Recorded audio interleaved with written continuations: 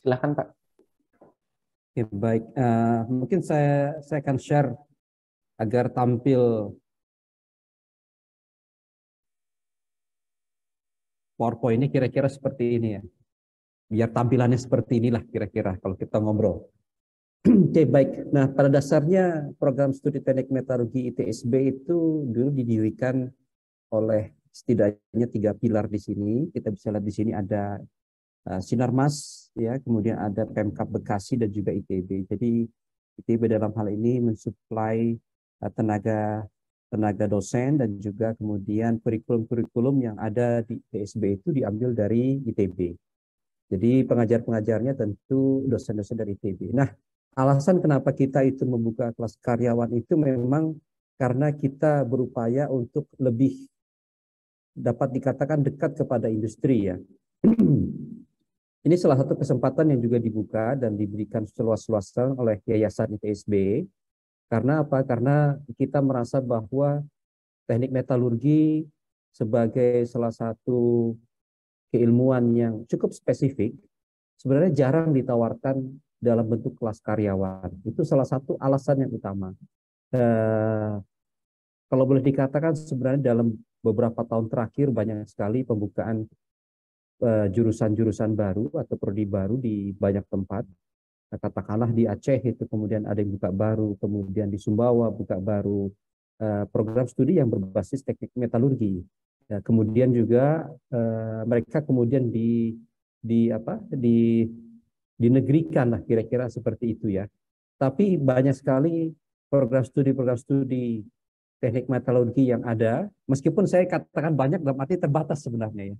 Jumlahnya terbatas, Hanisa. Jadi jurusan atau program studi teknik metalurgi itu jumlahnya terbatas di Indonesia, tidak seperti program studi lainnya ya. Kalau kita lihat katakanlah teknik pertambangan cukup banyak, yang agak jarang juga sebenarnya teknik perminyakan jarang. Teknik metalurgi itu termasuk yang cukup jarang. Padahal kita lihat kebutuhan tenaga yang berkaitan dengan teknik metalurgi itu sedemikian banyak. Industri berbasis logam dan juga industri manufaktur di Indonesia itu banyak sekali. Dan kemudian kita lihat juga bahwa yang bekerja di dunia metalurgi yang tadi saya sampaikan, itu banyak yang mereka berasal dari katakanlah berbasis lulusan dari vokasi, ya D1 atau mungkin D3 seperti itu. Dan kadang-kadang latar belakangnya itu tidak selalu tepat dengan dunia mereka.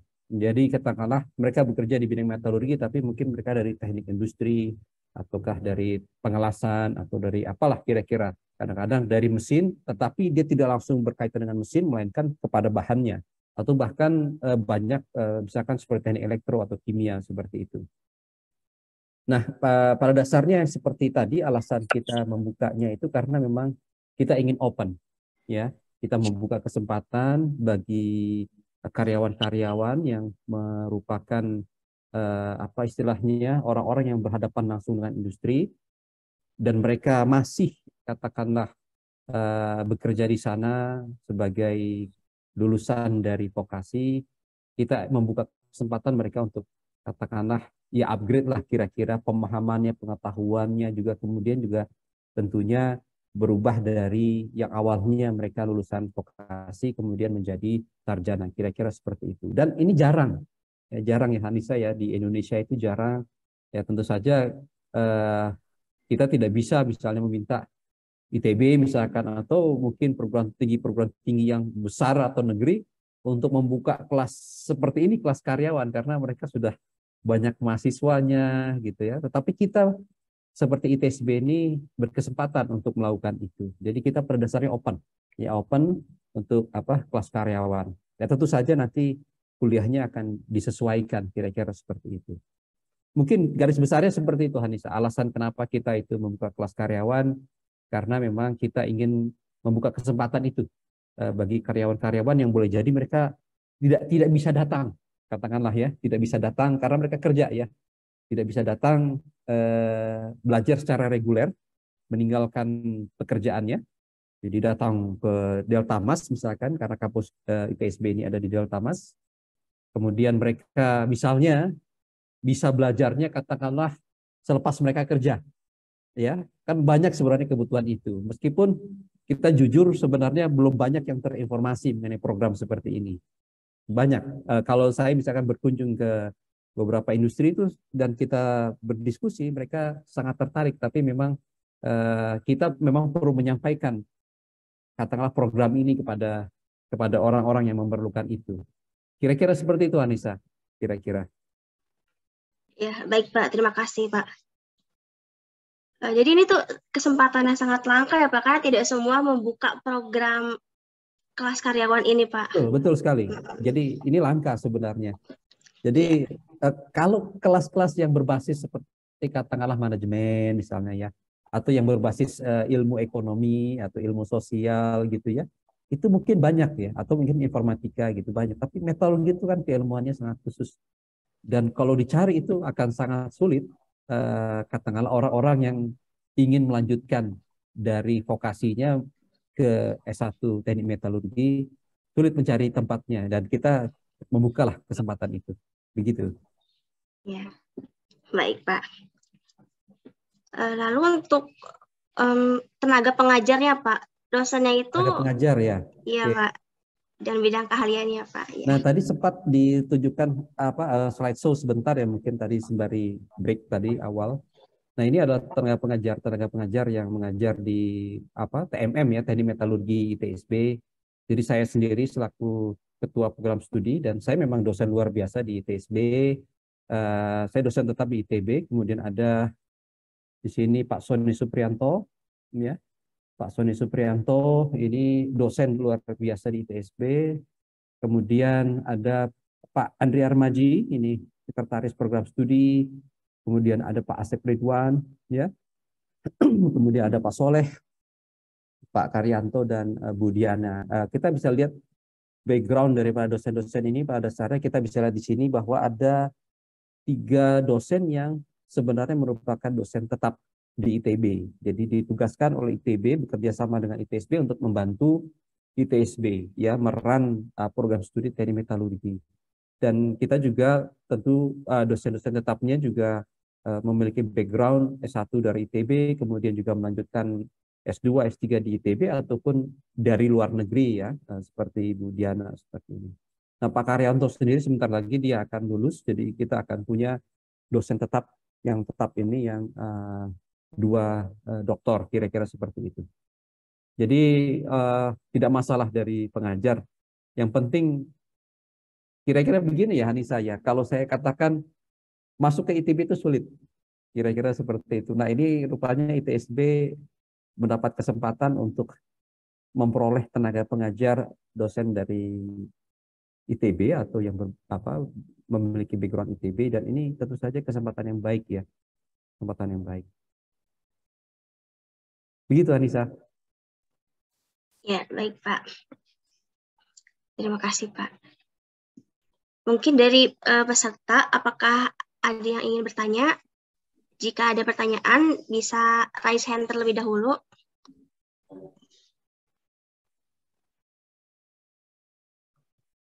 Mungkin ada di chatnya Pak. Ada yang bertanya Pak dari Delta Mas.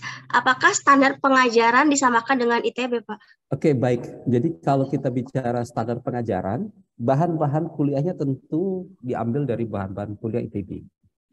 Jadi kalau Anda ingin tanya katakanlah ini kami diajarkan sama apa tidak dengan ITB, sama. Jadi sebagai contoh misalnya katakanlah nanti kelas karyawan itu akan kuliah misalnya secara jarak jauh seperti itu ya.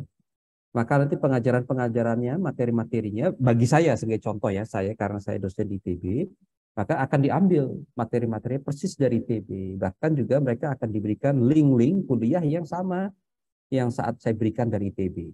Nah, terkait penilaian. Nah, bagaimana penilaiannya? Nah, penilaiannya tentu akan disesuaikan dengan kemampuan mahasiswa tersebut.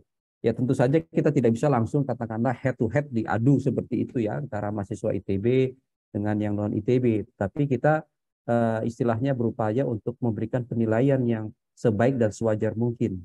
Nah, jadi pendidikannya, pengajarannya, kualitasnya kita upayakan sama dengan ITB, terutama dosen-dosen yang memiliki background dari ITB. Jadi nggak jadi masalah seperti itu. Yang penting mahasiswanya semangat, karena kalau semangat belajar tentu ilmu tersebut akan diperoleh ya. Hanya memang terus terang kalau misalkan ini programnya kelas karyawan ya, karena ini programnya kelas karyawan di mana kuliahnya itu jarak jauh misalnya, maka tentu mungkin agak sedikit rasanya berbeda dengan kuliah yang langsung di kelas. Ya, itu akan terasa berbedanya.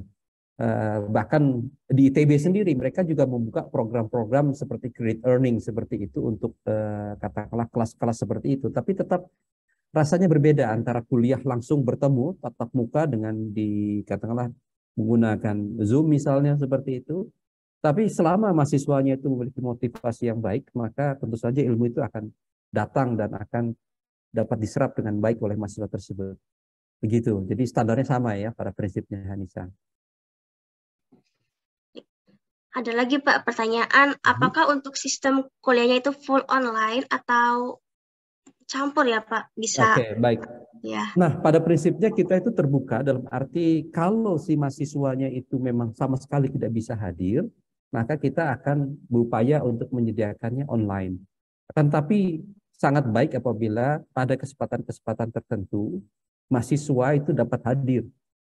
Tapi program tersebut nanti disesuaikan dengan misalnya kebutuhan daripada masing-masing mahasiswa. Misalkan kalau dibuat suatu kerjasama katakanlah antara ITSB misalkan dengan suatu perusahaan misalkan katakanlah ya yang kemudian bisa membuat semacam suatu perjanjian kerjasama terkait dengan pendidikan pola kelas karyawan misalnya, nanti kuliah online itu bisa dicampur dengan kuliah yang langsung tatap muka. Misalkan dosennya nanti hadir untuk kesempatan-kesempatan tertentu. Jadi ada beberapa kali tatap muka.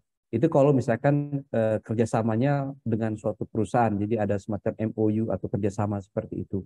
Tapi kalau misalkan mahasiswa kelas karyawannya itu datang secara mandiri, individu atau datang dari beberapa perusahaan, maka kita boleh jadi bisa saja full online kalau mahasiswanya memang kesulitan untuk bisa hadir, tapi juga bisa saja kalau mereka secara mandiri ingin datang ya untuk ke kelas seperti itu, kita akan open.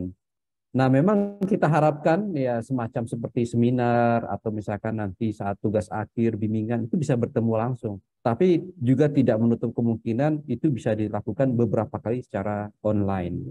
Ya. Dan tentu kalau di S1 itu mungkin agak beda ya dengan mungkin vokasi ya karena ada tugas akhir atau skripsi. Nah, skripsi itu memang nanti harus dibicarakan, didiskusikan metodenya ya, apakah nanti mereka itu melakukan research-nya itu nanti di kampus datang ataukah mereka di industrinya itu ada case study yang memang bisa kita angkat menjadi skripsi atau tugas akhir. Nanti kita lihat itu. Gitu kira-kira Hanisa. Jadi fleksibel ya. Ya, baik Pak. Terima kasih. Ada yang ingin bertanya lagi dari Supadi ya, silahkan. Oke, Silakan Pak Supadi. Ya, Assalamualaikum warahmatullahi wabarakatuh. Waalaikumsalam. Perkenalkan nama saya Supadi, saya dari Kota Batam. Jadi Ya. untuk saat ini saya sedang menunggu untuk proses wisuda dari Politeknik Negeri Batam, D3 Teknik Mesin untuk konsentrasi saya di welding. Jadi Ya. yang saya mau tanyakan untuk program extension dari D3 ke S1 ITSB ini berapa semester? Terus untuk yang kedua, untuk waktu kuliah online itu setiap hari atau seperti apa? Mungkin mohon dijelaskan. Terima kasih, Pak. Baik, terima kasih Mas Supadi.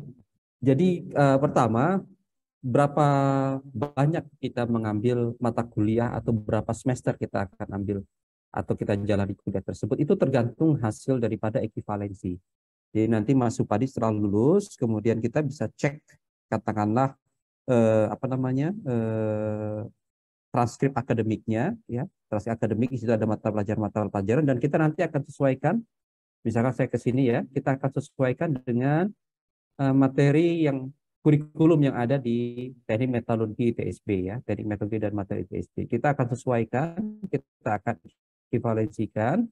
Nanti setelah itu akan keluar berapa jumlah SKS yang akan diambil oleh mahasiswa tersebut. Nah biasanya kalau misalnya backgroundnya itu tidak terlalu jauh, dari kalau D3 ke S1 kan kesannya paling nambah sekitar seakan-akan 1 tahun ya, karena kan S1 1 tahun gitu, D3 3 tahun ya. Tapi biasanya yang paling umum itu karena ada perbedaan kurikulum sedikit, itu biasanya sekitar 3 semester gitu kira-kira ya.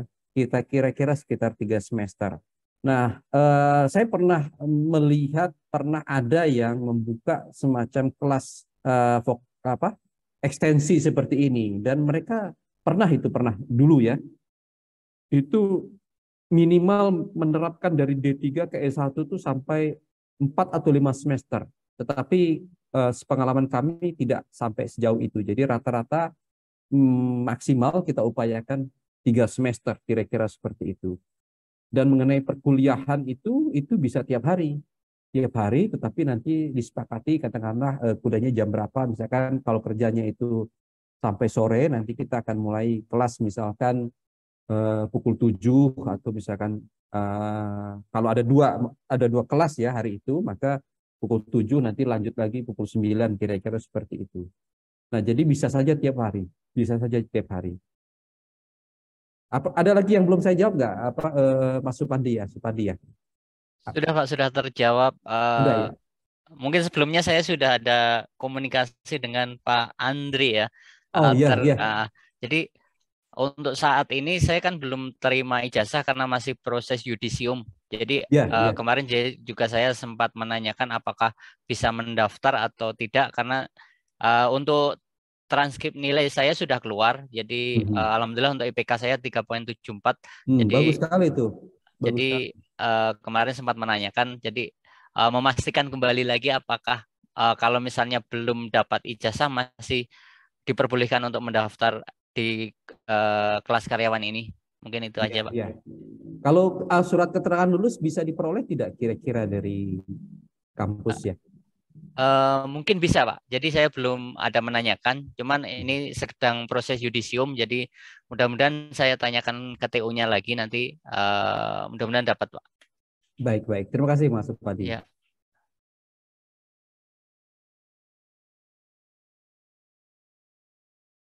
Oke, Anissa, ada lagi yang mau ditanya?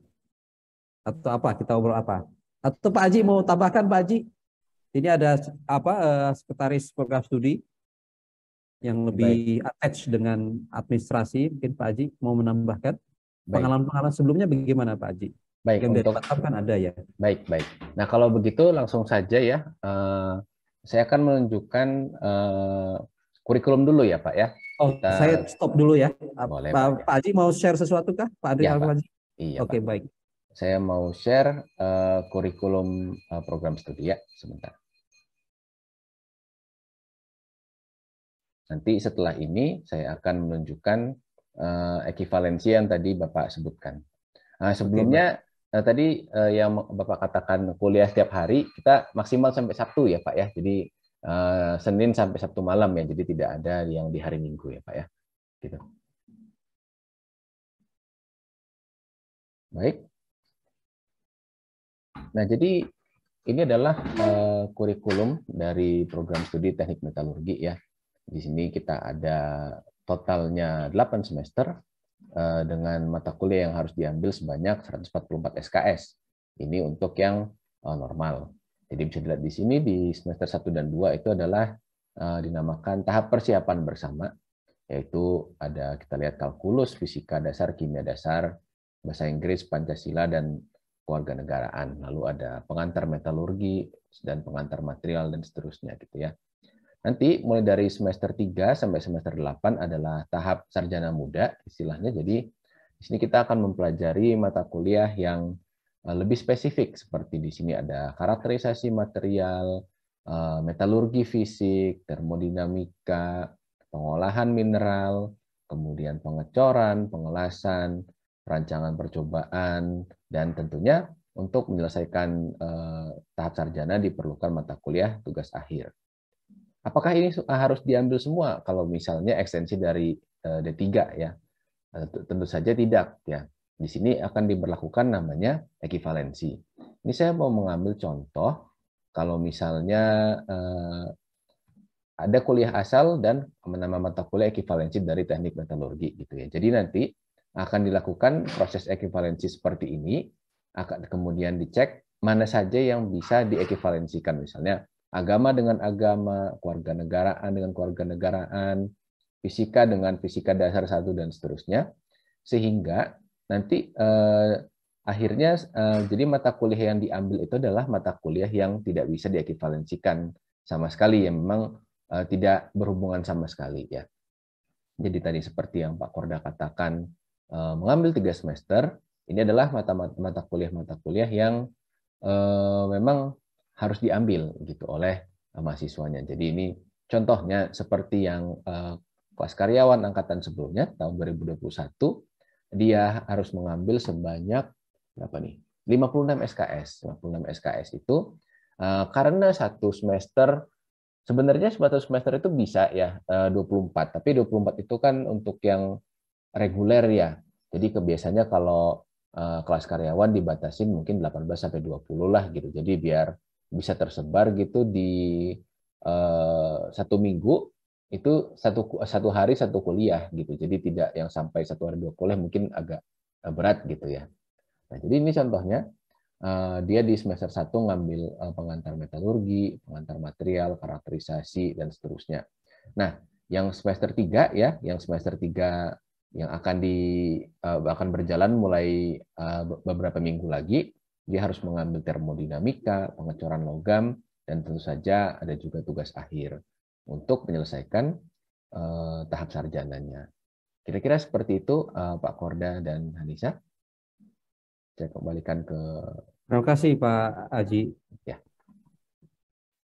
Jadi kalau kita lihat dari kurikulum ya, ini sebagai informasi, kurikulum di dalam teknik metalurgi tersebut ini pada dasarnya mengikuti kurikulum yang memang berbasis internasional, sama seperti ITB atau UI, ITS ya, seperti itu ya. Jadi ada beberapa mata kuliah yang memang wajib diambil oleh orang-orang yang memiliki basis teknik ya. Seperti contoh misalkan di sini ada teknik tenaga listrik, itu wajib di mana-mana S1 teknik itu akan ambil itu. Lalu kemudian seperti kekuatan material atau mekanika teknik itu selalu pasti ada. Ekonomi teknik itu selalu ada, untuk seorang sarjana itu wajib. Jadi itu sudah standar internasional untuk teknik, itu ada beberapa mata kuliah yang memang dia itu wajib ada untuk basis teknik. Nah, kita juga ada seperti itu. Sama. Karena ini kan kurikulumnya sebenarnya disusun oleh ITB juga, ya. Oke, Hanisa, ada lagi pertanyaan Hanisa atau gimana? Kita ngobrol apa ini? Iya.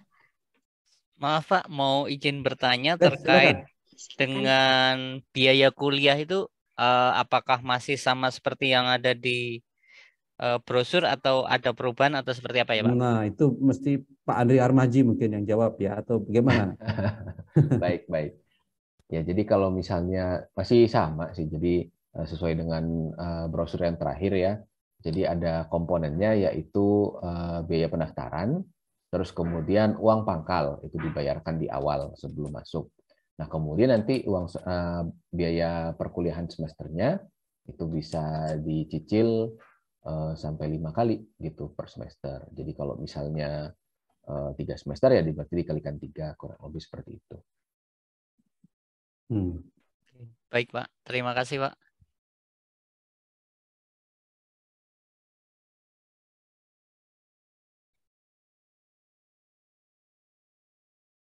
Ya, saya Gimana Mbak kembalikan Hanisa? ke Ada Hanisa. lagi? Iya Pak. Ini mungkin saya juga cukup awam ya Pak, dan saya ingin bertanya Pak. Untuk melanjutkan itu berarti membutuhkan waktu sekitar berapa tahun ya Pak untuk menyelesaikan studi sarjana ya Pak? Iya, kira-kira 1,5 tahun mungkin ya, sembari kerja.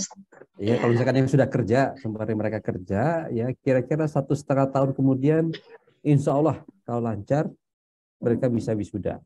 Gitu kira-kira Mbak Anissa. Ya, sembari kerja. Tapi tentu saja sembari bekerja lalu belajar itu tidak mudah ya. Jadi memang harus punya tekad. Tetapi ya itu kalau dijalani tidak jadi masalah. Sudah banyak yang menjalaninya lah ya. Ya. Maaf, izin bertanya lagi. Oke, silakan. Terkait dengan batas pendaftaran, karena banyak teman-teman saya juga yang akan lulus juga di ya kan masih proses untuk yudisium. Jadi di Politeknik Negeri Batam kan belum ada D4, jadi masih ada beberapa rekan yang pingin sekali memang untuk melanjutkan, apalagi ini kelas karyawan, dan rata-rata kalau saya ini kan kelas karyawan juga, teman saya juga ada banyak yang kelas karyawan. Jadi untuk batas pendaftaran ini sampai kapan ya ditutupnya untuk yang gelombang ini? Mungkin mohon dijelaskan. Mungkin Pak Andre Armaji mungkin nanti bisa diatur ya dengan penerimaan di administrasi di TSB ya, saya rasa ya, karena sangat mungkin bisa, boleh Pak. jadi pembukaannya itu agak berbeda, mungkin ada yang katakanlah belum yudisium gitu ya, mungkin nanti bisa mungkin di adjust ya Pak Aji ya. Sangat bisa, Pak, sangat bisa. Ya. Jadi pun nanti kalau kuliahnya sudah berjalan, nanti kalau hanya 2 minggu 3 minggu masih juga dapat bergabung gitu. Jadi kira-kira kalau boleh tahu wisudanya kapan ya, Mas Supadi? Perkiraan kalau nggak salah mungkin sekitar bulan Oktober, Pak. Karena untuk ini yudisium nanti saya di tanggal 2, pra-yudisium sudah sampai kemarin di tanggal 9 ini terakhir. Terus tanggal 13 sampai 19 saya untuk yudisiumnya dengan KPS. Kaprodi saya juga, beliau dari ITB juga. Jadi sama dengan pengajar yang di TSB. Jadi saya sangat senang bisa belajar dengan bapak-bapak yang dari ITB juga. Jadi mudah-mudahan mungkin sekitar bulan Oktober, Pak, untuk wisudanya. Oke, baik, itu sangat tidak masalah ya. Jadi mungkin daftar aja dulu, kemudian nanti nanti dilampirkan pengganti ijazahnya adalah SKL ya, surat keterangan lulus, atau minimal minta ke tata usaha gitu, sudah menyelesaikan sidang, tinggal menunggu yudisium. Dan tadi kan sudah ada transkrip. Jadi kalau misalnya sudah ada transkrip, sudah sangat bisa diekvivalensikan agar kita bisa merencanakan gitu kuliahnya apa saja yang harus diambil dan berapa semester begitu. Baik, Pak. Terima kasih, Pak. Ya, nanti bisa disampaikan ke rekan-rekan juga ya, Mas ya. Baik, siap, Pak. Iya. Ini sepertinya Pak Soleh raise hand ya, Pak. Apakah ada yang ingin ditambahkan atau ditanyakan, Pak Soleh? Saya mau bertanya. Enggak, saya mau menambahkan aja. Kalau tadi Mas Supadi sudah lulus sidang ya, mungkin persyaratan bisa aja kita bikin seperti SKL ya Pak ya, surat keterangan lulus, dan ada transkripnya, itu bisa aja sebagai informasi awal aja untuk persyaratan masuk ke sini. Baik, bisa. Pak. Harusnya bisa. Itu aja, Mbak Anissa. Ya, terima kasih, Pak. Baik, ada pertanyaan lagi nih dari Mbak Maisha Tarigan. Kalau tugas akhirnya, apakah bisa studi case di perusahaan seandainya di luar Jawa? Bisa itu, sangat bisa sekali. Tentu saja kalau kita bicara mengenai tugas akhir, kan istilah tugas akhir itu umumnya basisnya pada research atau penelitian ya. Nah, kalau kita bicara mengenai research memang ada suatu kriteria-kriterianya, tapi juga bisa mengambil studi case juga. Nah, ini nanti tentunya didiskusikan dengan pembimbingnya. Nanti kita nilai di prodi kita apakah ini memang bisa diangkat atau tidak. Tapi umumnya ini tidak jadi masalah ya bagi kelas karyawan seperti ini. Jadi nanti topiknya, tujuan daripada research atau skripsinya itu nanti didiskusikan. Tetapi ya tentu saja pemberitahuannya agak awal ya, artinya nanti kita kan perlu dalami kira-kira studi case-nya seperti apa, parameter-parameter daripada masalah yang diangkat itu apa saja. Nah, itu bisa didiskusikan. Jadi bisa mengangkat studi kasus yang ada di perusahaannya, apalagi kalau dia di luar Jawa ya, seperti itu. Bisa, Hanisa. Ya, bisa ya, Pak. Baik, Pak. Dan satu lagi, Pak, ada dari Bu Diana nih, Pak. Tugas akhir itu bisa nggak dikembangkan dari TA saat D3, Pak? Sebenarnya bisa saja ya, itu bisa saja, sangat possible. Sangat possible. Sebagai contoh seperti ini. Kalau misalkan D3-nya itu mereka saat di D3 pernah lakukan research ya, katakanlah pernah lakukan research. nanti research-nya itu katakanlah laporan research-nya kita lihat lah, laporan tugas akhir saat D3 kita lihat apa yang nanti bisa dikembangkan dari situ, parameter apa yang bisa ditambahkan, lalu kemudian apa yang bisa dikembangkan. Tentu dia akan menjadi lebih luas, akan menjadi lebih dalam, kira-kira seperti itu. Jadi sangat-sangat possible. Nah, model-model seperti ini akan memudahkan bagi kelas karyawan seperti ini. Bahkan sebagai contoh di ITB sekalipun, ya di ITB sekalipun kan ada program yang namanya fast track. Program fast track itu dari S1 terus lanjut sampai S2, program fast track itu. Ya selain ada program PSDMU gitu ya. Tapi program fast track ini dari S1 terus ke S2.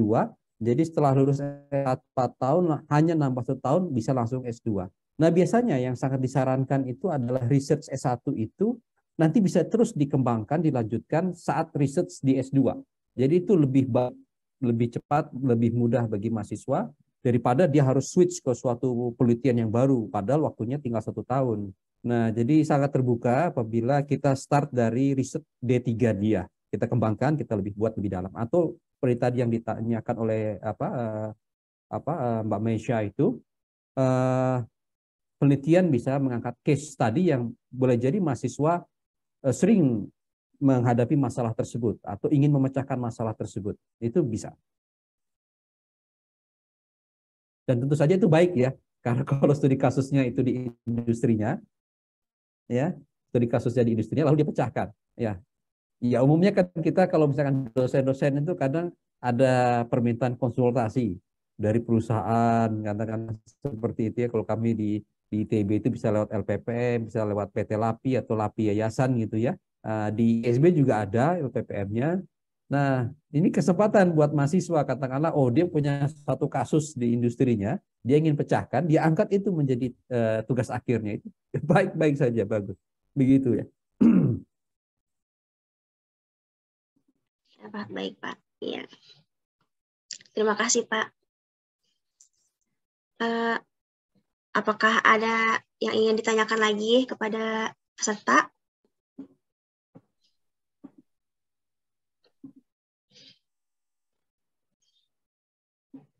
Oke, baik. Tidak ada? Tidak ada.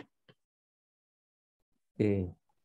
Terima kasih Mbak Anissa ya. Kita sudah bisa bertemu di sini.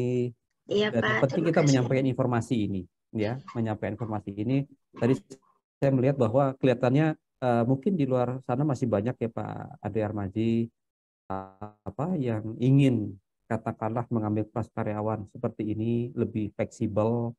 Dan ini ada yang raise hand ini Mbak Anissa. Oh iya, silakan Mas Rafialdo.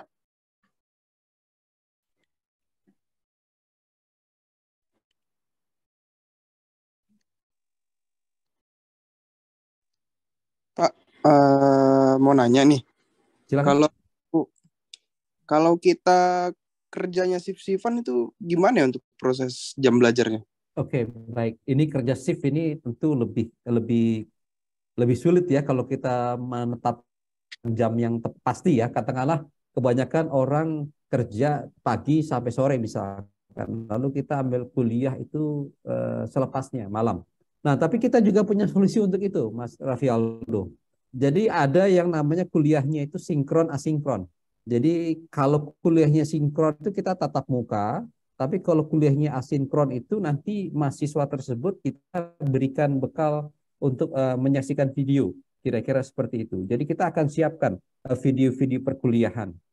Mas Rafialdo tuh kalau search di YouTube misalnya ya, saya karena bisa search nama saya gitu, lalu Anda bisa lihat di situ beberapa contoh saja dari kuliah yang dia di open gitu ya.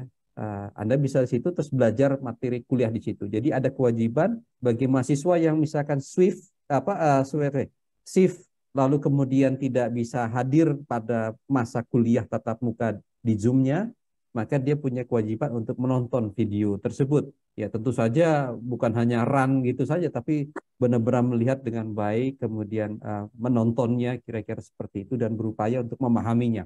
Dan nanti kita ada semacam e-kampus ya, e-kampus semacam learning management system secara online, di mana mahasiswa itu nanti presensinya, kehadirannya itu salah satunya ditentukan oleh diskusi dia dengan dosen tersebut. Kapan saja bisa.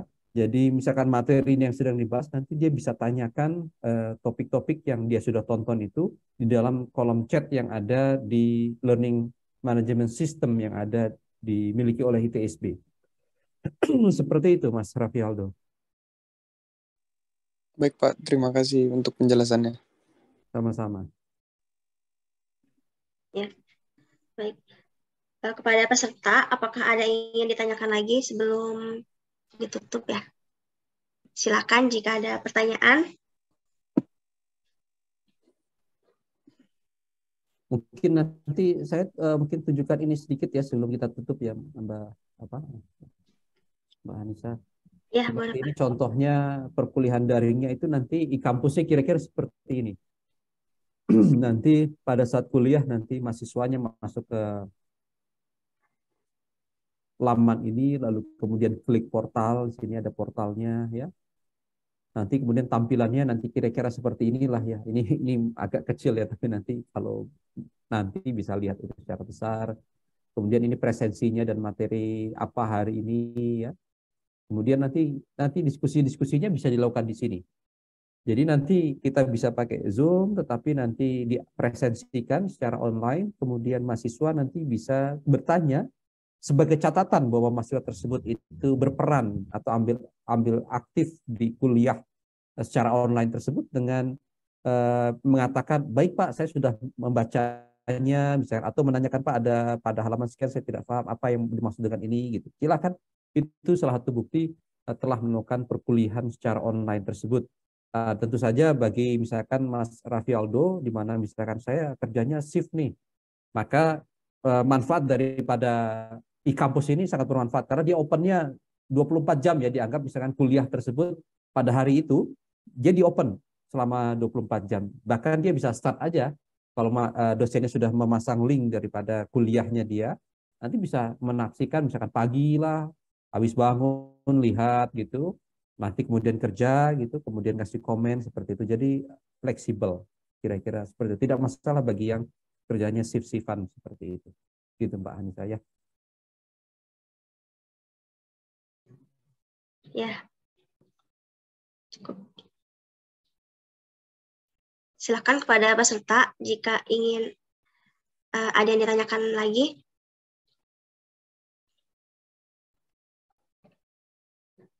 Atau mungkin sudah cukup.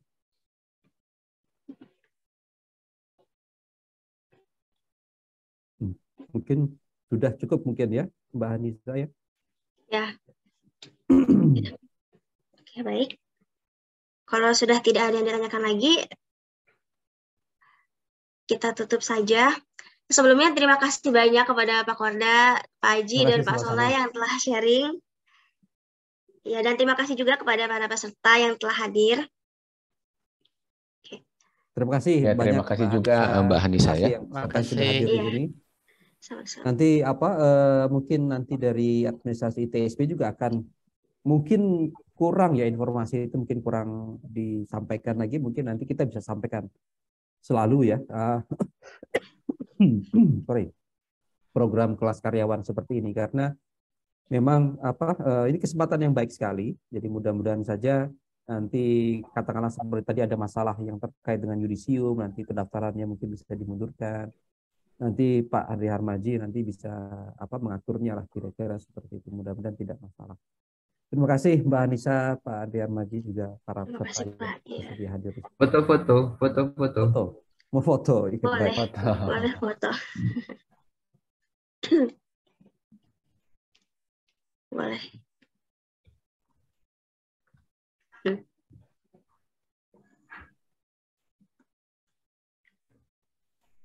Boleh di open cam ya?